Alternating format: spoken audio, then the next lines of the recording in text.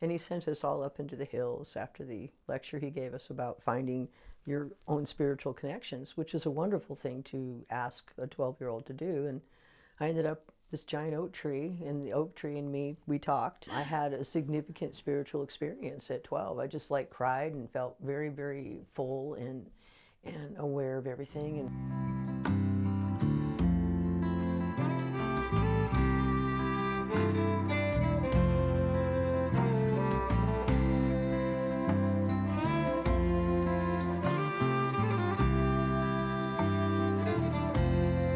Bearing all the blindness, leaving out the pain, it all stands to reason. Hello everybody, it's your girl Brittny Charity, and welcome to another episode of JTP's Artist Interview. In the studio today we have folk singer-songwriter Ginnie Waite. Glad to meet you all if you don't already know me from playing on the streets of Asheville for so many years and being a busker. A lot of people don't recognize me without my guitar in front of me, though. Ginnie has been recording her debut album, Joyous Noise. When did we start that album, Ginnie? When did you first come in and get the project going? You would ask me that. Time is just my enemy when it comes to having to exist in a linear way. So I know it was at least a couple of months ago, wasn't it? I know, we say a couple, but it was probably like 4 or 5 months ago already. Yeah. I guess it has been that long, but yeah, we recorded it. Of course, I had to learn how to record with a click track because that is very necessary to the process, and I did it. I spent a whole week at home just like practicing and practicing, and then it came here, so I was ready, and then we sort of whipped it out. The very because I'm kind of one of those kind of artists. When I record, I just like try to hit the song running because I played them so many times on the street. Yeah. So hair. Yeah. You know, I have dogs. We have dogs, but so many times on the street that I know the songs really well. Yeah. So even though I have a sheet in front of me just in case, and he makes it so easy because there's this big window in front of us that you can't see, but then he's on the other side, and of course, so I have a visual with him, and I've got him in my ears, and he was very patient with me. So yeah, as you know, producers have to be with all of the artists. So tell me, for the viewers that are not so familiar with you, a little bit about your musical history and how you ended up in Joey Times Productions studio. Okay, I've been playing music since I was 12. Pretty much. Actually, before that, when I was 6, I learned how to play the silver flute in school and did the band thing, learned how to read music. But to get interested in guitar playing and writing songs, I went out to a camp, like a Christian camp in California, and he sent us all up into the hills after the lecture he gave us about finding your own spiritual connections, which is a wonderful thing to ask a 12-year-old to do. And I ended up this giant oak tree, and the oak tree and me, we talked, and I had a significant spiritual experience at 12. I just like cried and felt very, very full and aware of everything, and I sort of asked that feeling that I was getting, the communication I felt, because it felt so good, that if I could learn things that way, I wanted to. Like without a middleman, I just wanted to have a direct connection to what that was somehow making me feel like it's going to be all right. Everything that we're here for it's all going to be all right. You'll understand in the end. I get that a lot through life now. But, and so I went home and I started playing guitar and started writing poetry and songs. Where did you get your first guitar? It was a Winston guitar, and my cousin Shirley was visiting from New Jersey, and she was 17 and quite beautiful. She has red hair, and a guy was really in love with her. He was kind of hanging out at our house a lot. My sister was her age, and I was watching them, and he had a guitar, and he was playing it for her to beat the band. I mean, he was just playing, even his fingers bled on that thing. I was so impressed. It was like, wow, and he was really trying to impress her, and he asked me, he took me aside, he goes, do me a favor, and I said, what's that? He goes, do you think you can get her to go out with me on a date? What do you think it would take for me to be able to, get to go out with her? And he said, I said, well, I don't know, I might be able to talk her into it. And I said, what can you give me in return? And he goes, well, what do you want? And I said, sell me your guitar. So I said, how much money do you have? And I had $10.50. So I bought my guitar from this poor guy, and she didn't even go out with him. It was so funny. You know, I was this cutthroat 12-year-old. I mean, my God, you know, I'm selling your guitar. It's like, You seem to be cutthroat still. You know, you come off as gentle, sweet, God. peaceful Ginny, but Ginny, I feel like you take big risks, you know? Yeah. And you're a busker. You've been a street performer for how many years now? Since like 1995 or so, off and on, and then it got more constant through the years. So that's when I first started. Yeah, and I feel like you have to have thick skin and kind of be tough, but also compassionate and Be aware. be aware. Be aware of your surroundings. And I always taught my children as they were growing up, be aware of your surroundings, always have an escape route. And that's something that I've always brought with me. And we did a lot of camping when we were young. My dad was native Blackfoot, and I have that heritage in me. So, you know, I really taught myself an awful lot through that spiritual teaching. And so the woods is my home and my friend, you know. Do you think that you're fortified, you know, inside because of your spirituality? Absolutely, absolutely, because, you know, you just feel like there's no end to what we're in. We're just in a little play, a little part of it, a little wrinkle, you know, and then we get to go to another situation or another transition, so. Yeah. So what about this little play that you're in this time, Oh, this I'm lifetime excited. of yours I'm now? excited. We're doing a CD called Joyous Noise. Joyous Noise, everybody. And it took a while for me to bounce back and forth with what I was going to do on that. But the songs, I went through a huge catalog of songs. I got about 100 of them that I've written and like to sing.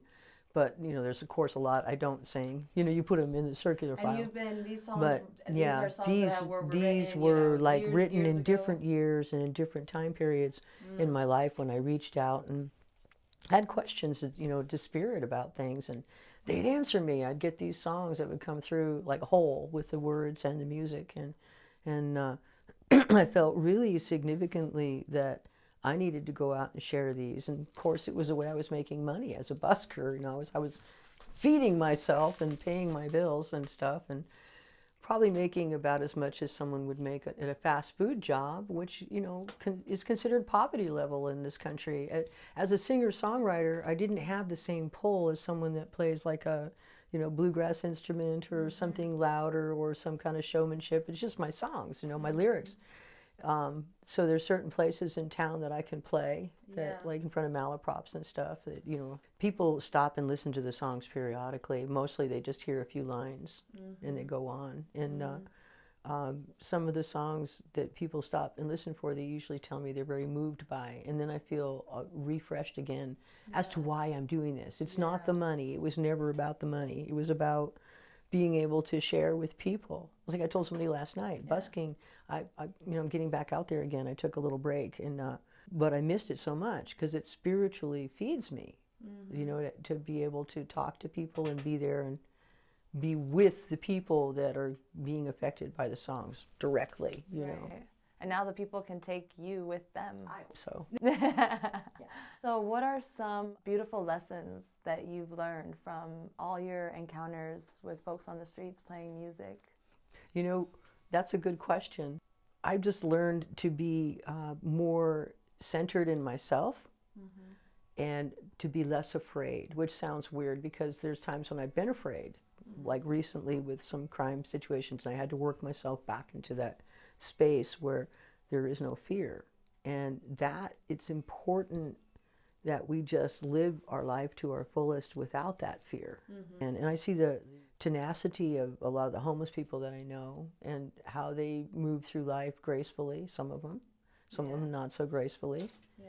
You are not originally from Western North Carolina. You came from Northern California. Yeah, I came from San Jose, California, that area. My daughter was born in Santa Cruz. My oldest son, he was first born in Denver, Colorado. And then we came out here, and then my youngest son was born out here. So I've been to a lot of states. I was born in Maryland, Havre de Grace, Maryland. And my mom and dad moved us to many different states. By the time they'd been married for 27 years, we'd moved 29 times. Wow. And so I got used to a lot of different places. So we moved to California in 1964 and pretty much stayed there until the 6th grade, and then came back across country to New Hampshire, and then went back out there, and I went to a different school. I went to 3 different schools in 6th grade and ended up back in my own older community that I had started in '64, and went on to junior high and high school there and did art. I was really into painting back then. I wanted to be an artist. Well, you are an artist, because in addition to your music, you are also a wood carver, a stone carver, a painter. I brought my stone carving to show. Yes, actually, you should hold it up and let's show everybody. I don't know, can they see that way? We can get it closer. Here, the buffalo. What do you call this piece? Buffalo with a woman. So it's basically the buffalo and the woman together, you know, the tour de force of how we're coming back, look out, you know, because the women are coming forth in our strength. We're running alongside the buffalo, and the buffalo is definitely coming back. I don't know if you've noticed that. But What does the buffalo symbolize? to me, it was all of life, you know, as a Blackfoot Indian, buffalo, you know, I've always picked up rocks that look like buffalo, and I didn't even know until I read about the Blackfoot that that's something they would do. You know, it's like weird because buffalo just have this strength. I wrote a song about buffalo. Will be on my next CD. Okay. Well, you did have to narrow it down to 7 songs did. That from was the hardest over 100. Oh my God, I kept picking him and throwing him out and like doing this. I'm glad it narrowed down to these though. These seem to be the right ones for this first CD. And so can you, as the artist that you are, explain, how do you move between all the arts and what's it like a day in Ginnie's shoes? I'm like now at the point at 65 years old, I'm finally getting a handle on that because it was hard raising children and doing all the things I did, surviving in a situation where I was living in an abusive situation. I hate to admit that for many years and did not understand how to get out of that. But surviving and learning how to do your art during that time or do your music during that time, and also raising your children and trying to keep them connected to the spiritual woods and their senses, being aware. And they are. There's to this day, they remember stories about the awareness of you know, being in the woods and seeing fairies, you know. So Yeah, tell me more about how you perceive this reality.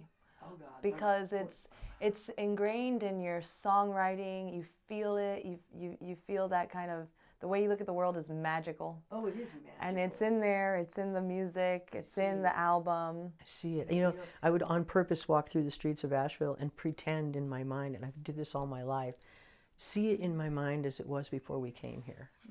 You know, and walk through the trees and actually feel myself walking through.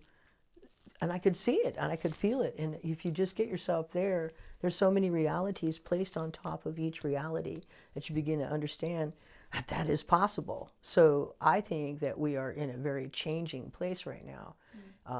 I've kind of believed for a long time, since I was about 12, about the crystallization of the world, you know, that we're changing to a part where we're going to be seeing different things than we're used to seeing. And that everything has been preparing us for this moment. The children that come through now are amazing. They're like, they seem to have an innate knowledge and a grasp of, they feel comfortable in their presence. Like, I can do this because I know who I am, you know. And I wasn't quite that way when I was that young. I don't remember being that way.